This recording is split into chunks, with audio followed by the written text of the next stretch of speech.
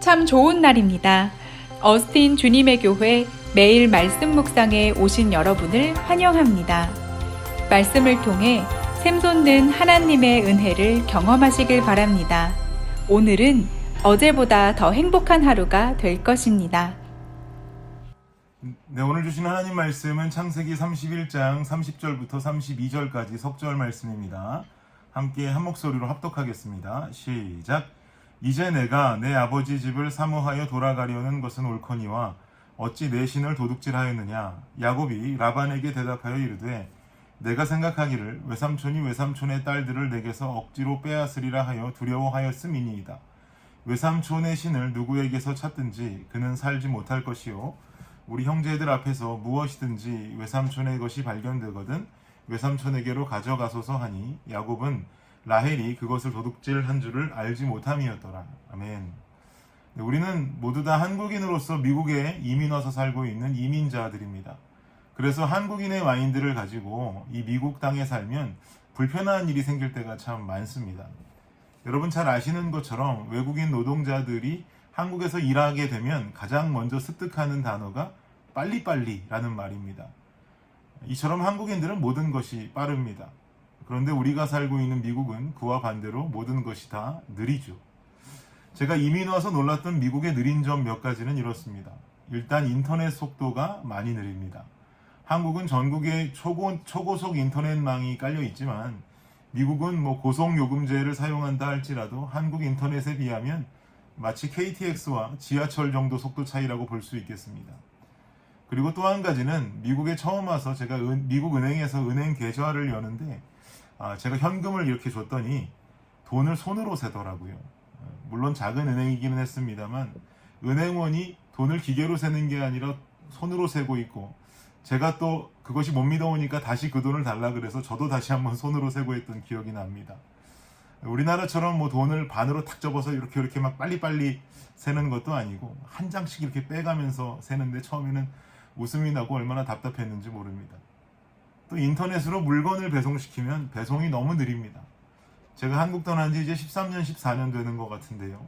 그때만 해도 한국에서 물건을 인터넷으로 시키면 이틀이면 배송이 왔거든요. 그런데 요즘은 하루 전날 저녁에 물건을 시키면 한국은 그 다음날 새벽에도 도착한다고 하더라고요.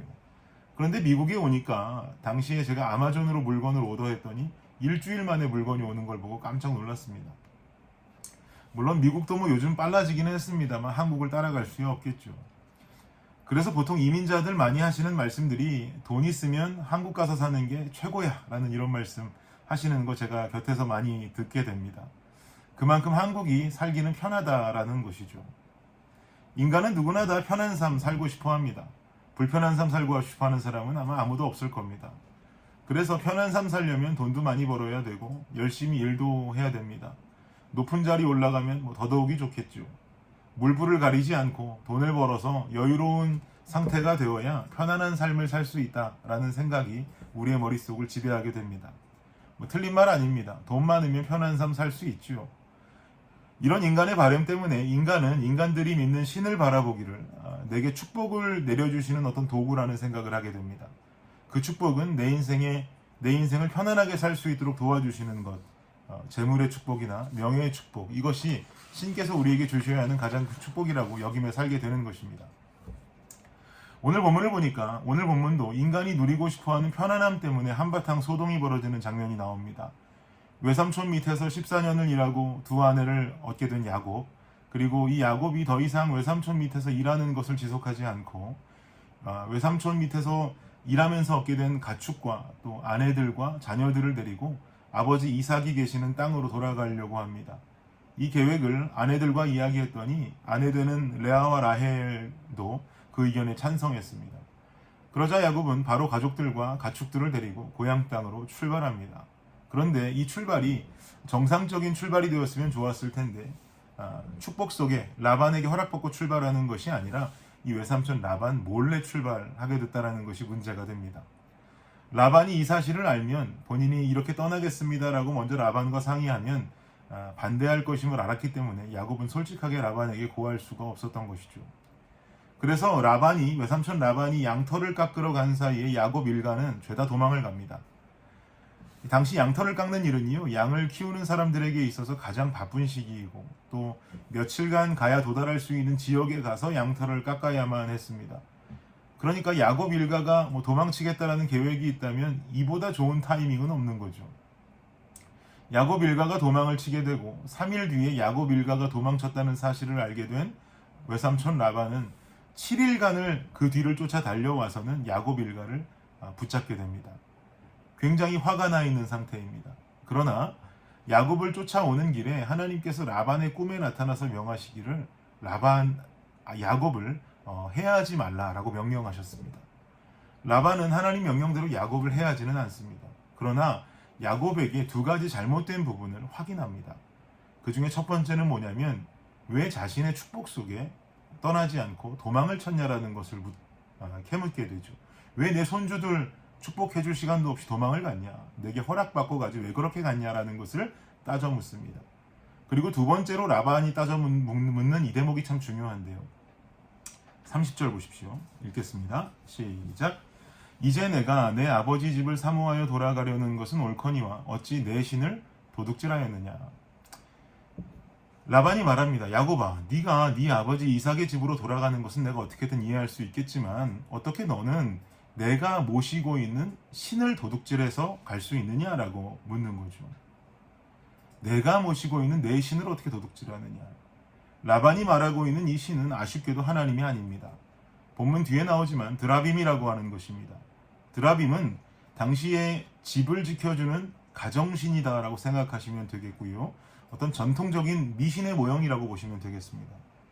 그리고 이 드라빔을 가지고 있는 자가 아버지의 유산을 물려받게 된다는 상징적인 의미도 가지고 있습니다.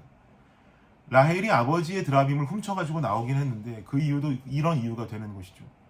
그런데 이 드라빔이라는 단어 자체가 타라프라고 하는 단어에서 파생된 단어인데, 그럼 타라프라는 단어의 뜻은 무엇이냐? 이 단어의 뜻이 바로 편안하게 살다라는 의미를 가지고 있습니다. 즉 라반이 섬기던 드라빔이라는 가정의 수호신은 가정의 편안함을 추구하게 해주는 우상인 것이고, 라헬은 편안하게 살 수 있게 해주는 이 드라빔을 훔쳐서 자기가 소유하고 고향을 떠난 것이죠. 어떤 일이 있어도 아버지의 유산만 물려받는다면 어려움 없는 인생을 살게 될 것은 분명한 일이겠죠. 그래서 이 드라빔 하나를 두고 라반은 야곱에게 와서 따져 묻고 있는 것입니다.